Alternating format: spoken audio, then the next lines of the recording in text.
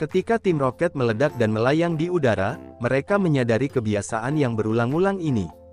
Supaya pendaratannya nyaman, Musashi menyuruh Kojiro untuk mengeluarkan pelampung udara. Namun Kojiro malah merogoh koleksi tutup botol dari sakunya. Salah satunya adalah tutup botol yang berlogo R. Kojiro melihatnya lebih dekat dan menyatakan sudah menyimpannya sejak pelatihan mereka di akademi. Mendengar ini Musashi jadi teringat lagi dengan hari-hari saat mereka menjalani latihan sebagai anggota tim roket. Pada saat itu, Musashi sedang berlatih untuk mencuri patung Pokemon legendari Articuno. Dengan menggunakan tali yang ditahan oleh partnernya, Musashi mulai memeluk patung itu dan menyuruh untuk ditarik naik ke atas. Namun karena beban yang terlalu berat, patung itu malah jatuh, menghidupkan alarm di sekitarnya. Meskipun partnernya berteriak meminta tolong, Musashi tidak menghiraukannya dan memilih berjalan keluar. Musashi dinyatakan telah lulus dalam tes tersebut. Namun ini sudah yang kesekian kalinya Musashi kehilangan partner latihannya, dan Musashi menyatakan mereka saja yang tidak mampu menyeimbangkan diri dengan kemampuannya yang hebat. Jenderal Viper kemudian melaporkan hasil ujian kepada bos, di mana Yamato dan Kosaburo yang berada di tim biru juga berhasil lulus dengan nilai yang memuaskan. Namun hampir semua yang ada di tim merah mengalami kegagalan, kecuali Musashi saja yang berhasil lolos. Jenderal Viper menyampaikan meskipun Musashi sangat terampil, tapi kekurangannya dia tidak bisa bekerja sama. Tak lama kemudian, anggota tim roket masuk ke dalam ruangan, menginformasikan tentang Pokemon langka yang bisa berbicara seperti manusia. Setelahnya Nyasu pun menampakkan dirinya, berkeinginan untuk bergabung dengan tim roket, karena yakin kemampuannya akan berguna untuk kepentingan organisasi ini. Tanpa pikir panjang, bos tim roket pun menerima permohonannya. Persian nampaknya tidak suka dengan Nyasu yang hanya akan menjadi beban bagi tim roket.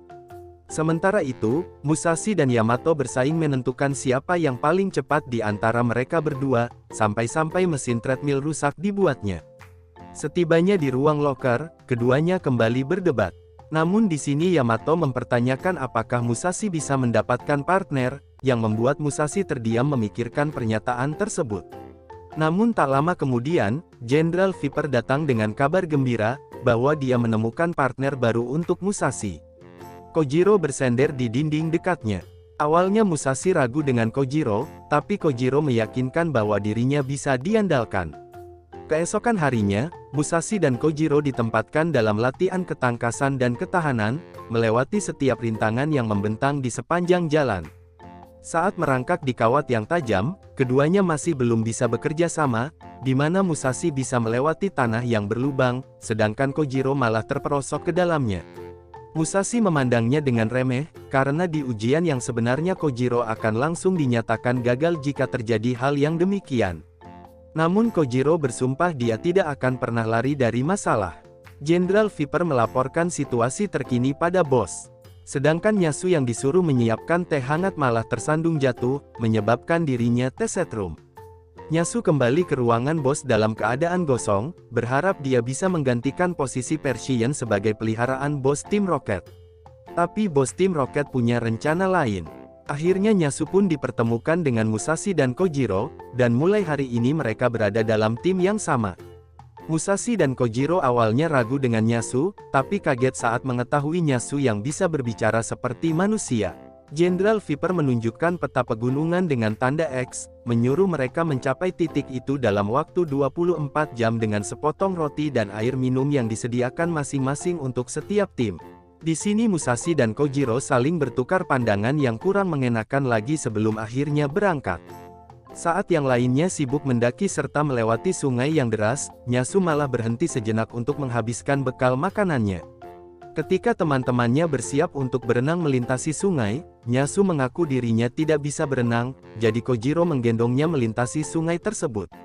Ketika Nyasu mulai kelaparan, Kojiro memberinya roti dan air untuk mengisi ulang tenaganya, sedangkan Musashi sama sekali tidak peduli dan tetap melanjutkan perjalanannya. Pada malam harinya, Musashi membagi rotinya menjadi 3 dan memberikannya kepada teman-temannya, mengatakan bahwa mereka adalah satu kesatuan, dan harus saling bekerja sama. Seiring berjalannya waktu, perlahan-lahan kepercayaan antara ketiganya semakin meningkat, dan mereka yakin bisa menyelesaikan ujian dengan nilai yang memuaskan. Saat hendak menyeberangi jembatan yang rapuh, Nyasu terlalu takut untuk menyeberanginya, sehingga Kojiro pun menggendongnya lagi. Tiba-tiba, jembatannya putus, dan Kojiro dengan cepat mengayunkan Nyasu ke arah Musashi sambil tetap berpegangan pada ekornya. Tapi karena tidak ingin Nyasu kesakitan, maka Kojiro pun melepaskan pegangannya dan jatuh ke sungai. Alhasil Kojiro mengalami luka parah, dan tidak bisa melanjutkan pelatihannya lagi, membuat teman-temannya sedih dengan pengorbanan tersebut. Dengan beberapa peserta yang tersisa, ini merupakan ujian terakhirnya. Jenderal Viper menjelaskan misi mereka adalah mengambil patung Snorlax yang terdapat di gedung dengan sistem keamanan yang ketat. Tim yang berhasil mencuri item tersebut dan melarikan diri dengan helikopter, akan dinyatakan sebagai peringkat teratas. Pada malam harinya, para peserta menunggu di balik semak-semak. Yamato dan Kosaburo langsung memanjat gedung tersebut. Di saat Musashi dan Nyasu hendak menyerah, Kojiro yang masih diperban tiba-tiba muncul. Ternyata Kojiro sudah sembuh dan siap untuk berjuang bersama dengan teman-temannya. Terharu, Musashi pun mengajak mereka untuk maju demi menyelesaikan ujian terakhir ini. Setelah berhasil melewati banyak rintangan dan perangkap, kedua tim memasuki ruangan lewat pintu yang berlawanan. Yamato dan Kosaburo yang terlalu terburu-buru malah terjatuh ke dalam lubang. Ketika tim Rocket berusaha untuk keluar dari lubang yang sama, Kojiro menyuruh teman-temannya untuk pergi meninggalkannya. Namun apapun yang terjadi, mereka akan selalu bersama-sama dalam suka dan duka. Setelah menarik Kojiro keluar dari lubang, mereka berhasil mencapai patung Snorlax dan mengaktifkan balon yang mengangkatnya ke langit-langit. Ternyata patung Snorlax itu adalah kostum yang dipakai oleh Jenderal Viper, menyampaikan bahwa hasil ujiannya akan diumumkan besok. Keesokan harinya, Jenderal Viper mengumumkan hasil ujian. Terlepas dari mereka yang jatuh ke dalam perangkap, kedua tim dinyatakan lolos, dan diangkat secara resmi menjadi anggota tim Rocket. Setelah mengingat kejadian ini, tim Rocket pun menyadari bahwa mereka pernah bersumpah untuk menjadi anggota tim Rocket yang paling jahat sepanjang masa. Dengan demikian, tim Rocket semakin percaya diri untuk menjalani hari-harinya sebagai penjahat top kelas atas. Bulbasaur sedang berjalan-jalan di sekitar hutan dekat lab Prof. Okido.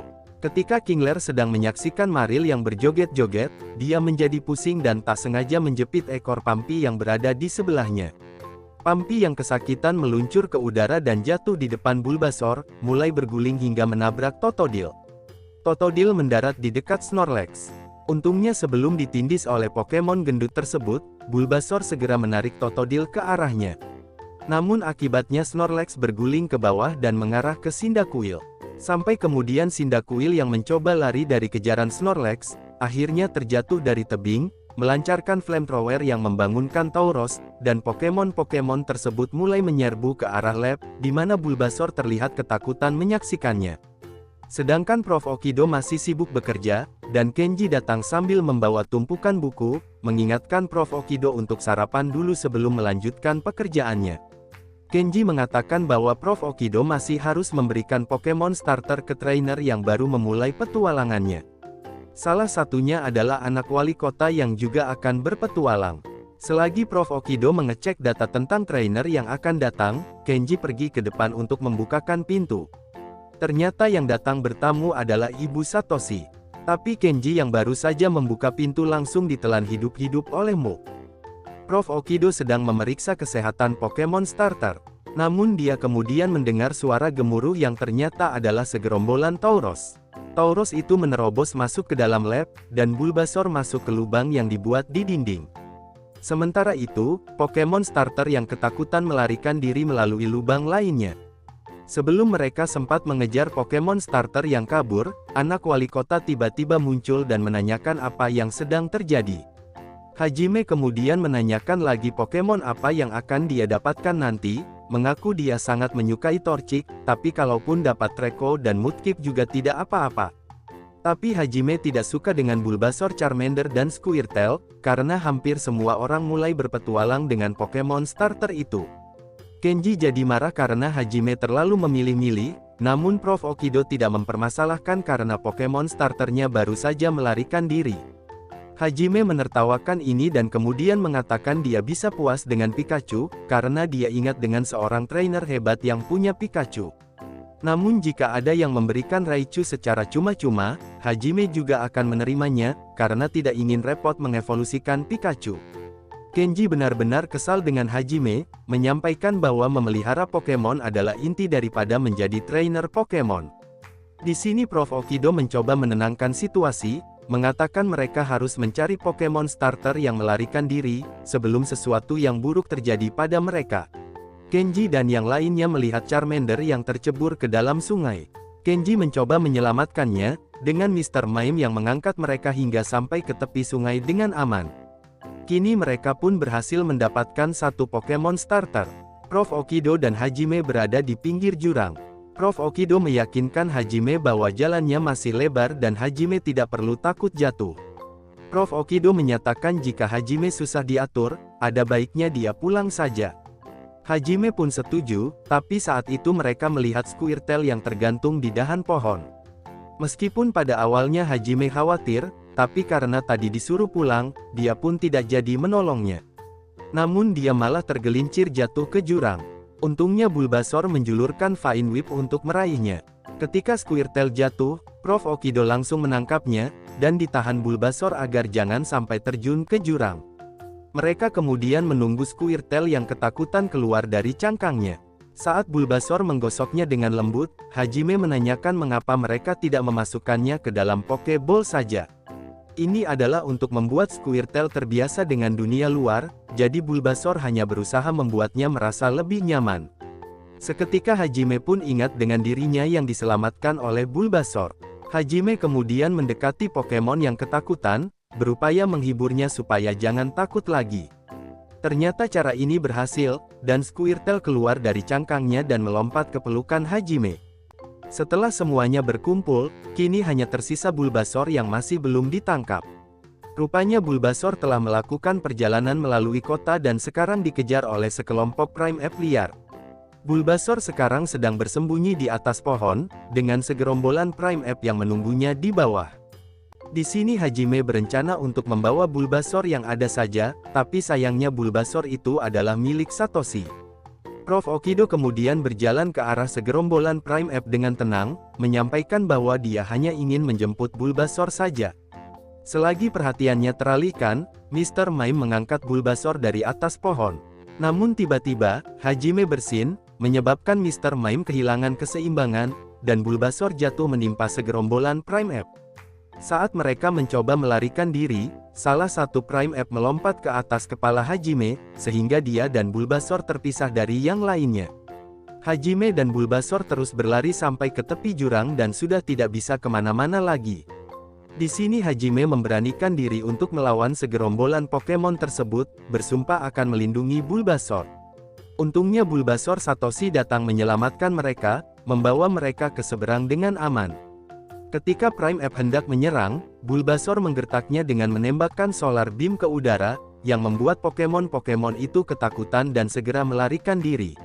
Sekembalinya ke lab, Hajime telah memutuskan untuk membawa Bulbasaur dalam perjalanannya. Prof. Okido dan yang lainnya mengucapkan selamat tinggal kepada Hajime, yang juga mengucapkan terima kasih kepada mereka semua, termasuk Bulbasaur Satoshi yang telah membantunya. Tidak ada ikatan yang lebih kuat daripada trainer dan Pokemon starternya. Mereka memulai perjalanan bersama dan belajar dari satu sama lain, hingga akhirnya tumbuh menjadi lebih kuat lagi.